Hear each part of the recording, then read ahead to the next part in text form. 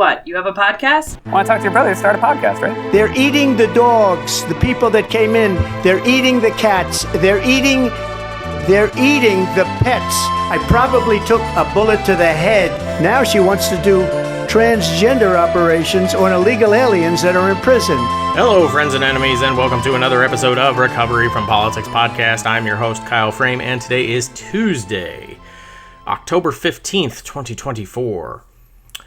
So I wanted to start off because I'm really angry at two giant missed opportunities that Biden has completely screwed up, in my opinion, and will possibly cost us a second Trump term. So we'll open with a quote. Quote, "You never want a serious crisis to go to waste. And what I mean by that is an opportunity to do things that you think you could not do before." End quote. Rahm Emanuel, a piece of shit. So the two main, real catastrophes, crises you want to talk about that I think Biden had an opportunity to really change the paradigm, to challenge the status quo, and really could have succeeded.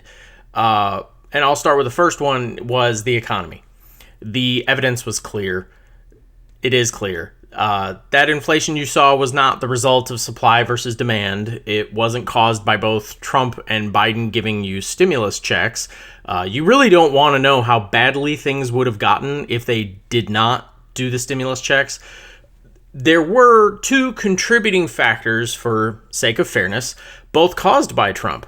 One was the trade war he was fighting with China, and the second was caused by Saudi Arabia lowballing oil to keep gas prices low in an effort to help Trump's re-election chances. But in reality, all of the economy, all the inflation you saw was caused by corporate greed. It was caused by Wall Street. A few companies were hit with supply versus demand when paper products like face masks and toilet paper suddenly were hot commodities. They jacked their prices, as you would expect. A few other companies experienced the same issue when sick people stayed home or were quarantined, or governments decided unloading a container ship filled with Chinese goods wasn't exactly a great idea. So they also raised their prices, as you might expect. The Wall Street executives in the meantime were panicked. Stocks were down. In March of 2020, the Dow Jones was under 10,000 points.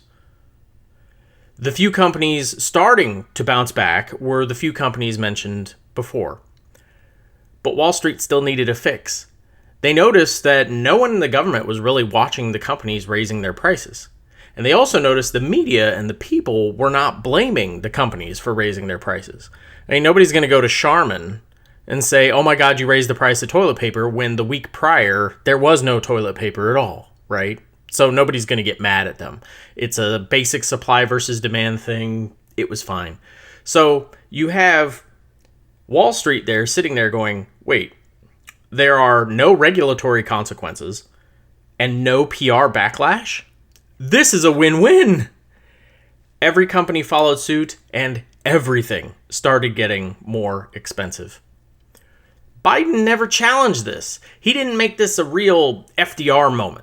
Okay, in his first 2 years with the Democratic Party in control of the House and Senate, and I would argue, had he done these things, he probably would have kept the House and Senate, but he could have willed the Democratic Party to go after Wall Street as a whole through legislation.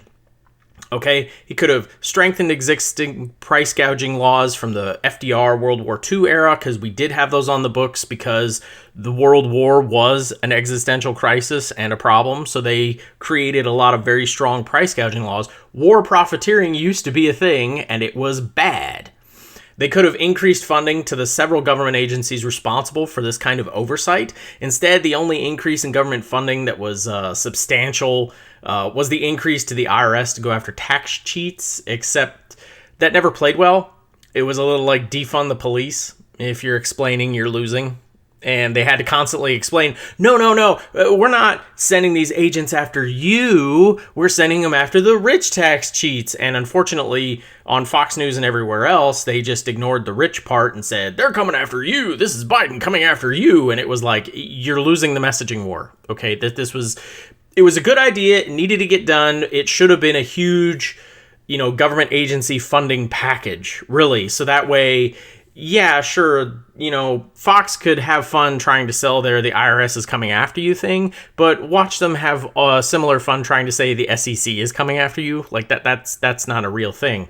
They also could have done something else. Recently, I've become aware that there are programs and apps that allow companies or even small business owners, specifically landlords was what I heard about. There's an app, like you're a company, whatever. You go onto this app and it tells you the market price of whatever it is you're trying to sell, and it shows you where everything is. Well, it's fine when it's just one person using that single data point. However, when you have multiple companies from multiple places on Earth with all the same data points, they can go ahead and, in a way, manipulate the market as if they're colluding, but they're not really colluding, right? They're just interfacing. They're not even interfacing with each other. They're interfacing with the app. So really, the algorithm is the one that's colluding. This is why you see raising rent prices everywhere. It's not that all the landlords get on a phone call together and say, okay, I'm going to jack prices 2% this week. It's just that they're all using the same programs and apps. They're all using the same business solutions. They go on and the algorithm is telling them, hey, your apartment will actually sell better. You'll get higher rent if you don't work at maximum occupancy. You leave a few rooms empty intentionally to drive up demand, then you can charge a higher price and so on and so forth.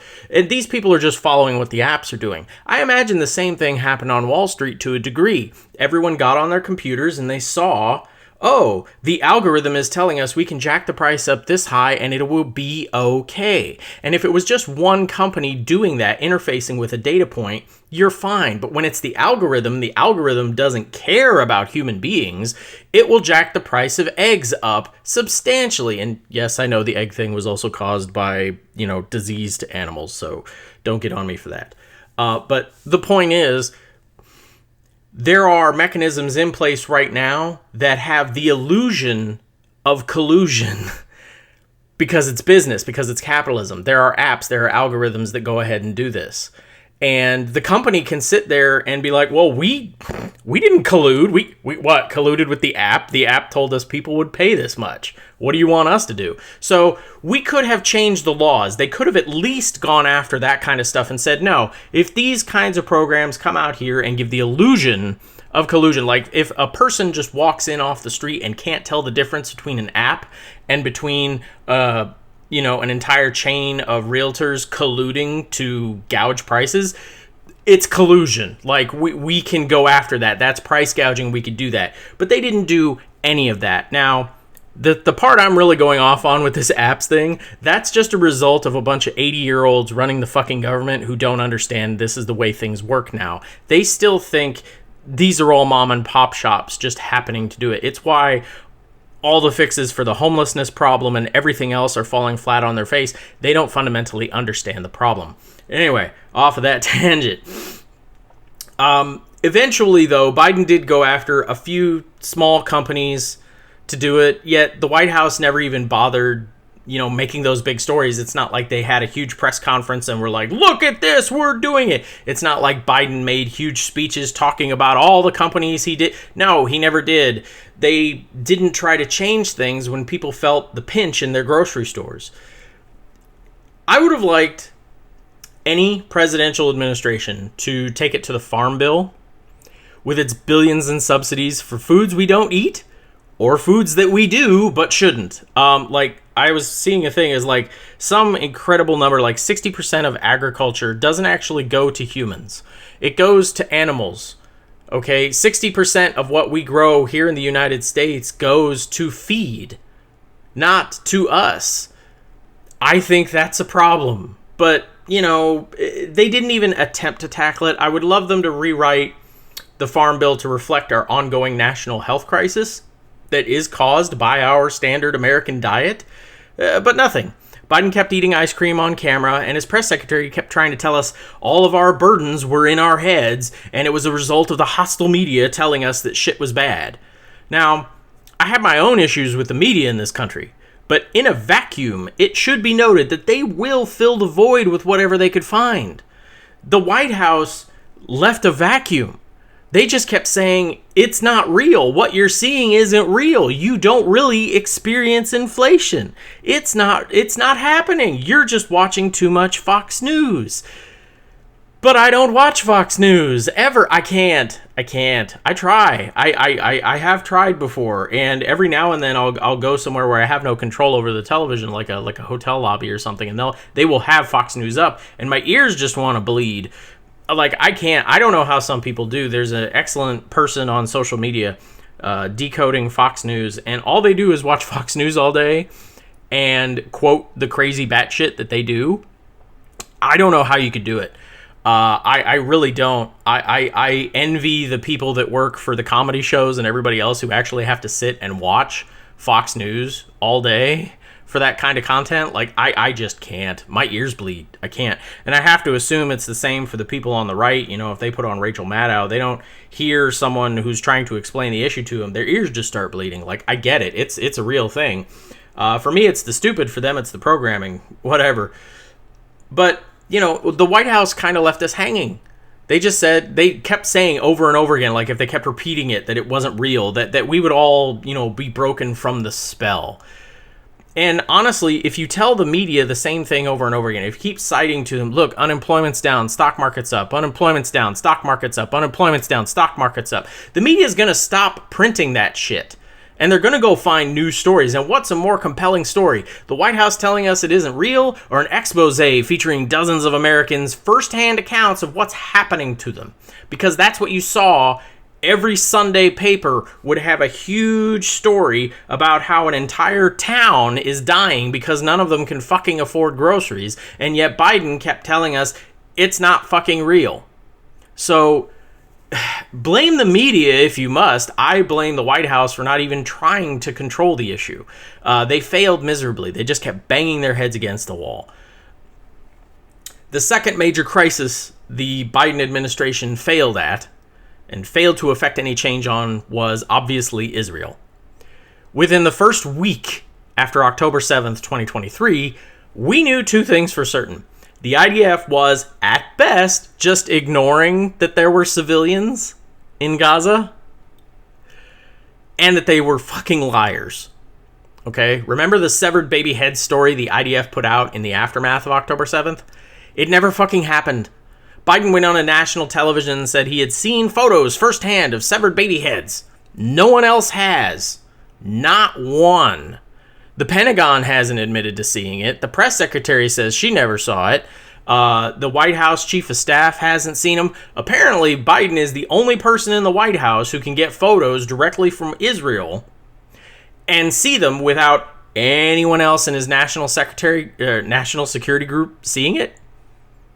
Like, that's crazy. No one is verifying his story. Even his own people aren't verifying his story. So, there are either two things going on here. Either the IDF provided photos of severed baby heads that were easily debunked, the president saw them, and before his security team could tell him actually that was all bullshit, he went ahead and cited it. Or, probably worse, he never saw the photos and just said it to provide justification for Israel's war machine. Okay? The IDF is using 2,000-pound warheads on civilians, American-made warheads. Their justification has been, oh, but there was a high-ranking member of Hamas using them as human shields. Yet they have not been pressed what the acceptable civilian-to-terrorist ratio is. I haven't seen it. They certainly won't answer it. It's like, how many civilians need to be around a terrorist before we decide, yeah, we're not going to do that? Because I recall all the way back in 1992, the Gulf War. There was a huge story. Oh, Saddam Hussein's always surrounding himself with civilians, women and children, can't kill him. What, because the question was, why don't we just launch a rocket into his palace and end his ass? Like, oh no, we would kill civilians. We can't have that. So all the way back in 1992, it was unacceptable to do that. But now, totally not. Totally cool. Go right ahead. What's the ratio? 100 to 1? 200 to 1? Fuck it, 1,000 to 1. Because so far, we haven't seen it. Okay? The Gaza Health Authority, I believe that's what they're called, Health Administration, whatever. The Health Administration in charge of Gaza stopped counting after 40,000 8 months ago, because they no longer have the ability to count anymore. Okay, so we're stuck at this number of 40,000. It's probably closer to 400,000 by now. We have no way of telling. Not all of them were Hamas. I mean, for fuck's sake, when it was the 40,000 number, they were telling us, oh yeah, we killed maybe 1,000 Hamas, so only 1,000 of the 40,000 were Hamas. So you're telling me, what's that number, 40 to 1, 400 to 1? 400 civilians to 1. I'm starting to wonder, is it really that this Hamas commander, whoever you claim he was, surrounded himself with human shields, or was he just at home in an apartment complex? And you guys just didn't feel like... Again, if your cause is just, if your fight is righteous, you should lead a SWAT team up those stairs. And yes, if some of them have to die for it, it's like, wouldn't you prefer some IDF casualties to civilian casualties? Again, you're not going to win any hearts and minds bombing an entire apartment complex. Everyone who wasn't home at the time of that just sees their family killed by the IDF, by the Israeli government. What kind of person do you think they are? Do you think every single one of them is going to be like, well, yeah, maybe we should have done something. We should have kicked Hamas out into the street. No, they're probably sitting there going, Israel doesn't give a fuck if there's Hamas in there or not. Anyway, the entire time Benjamin Netanyahu has been in power in Israel, he has openly courted the Republican Party. He addresses Republican Congresses against the wishes of Democratic presidents.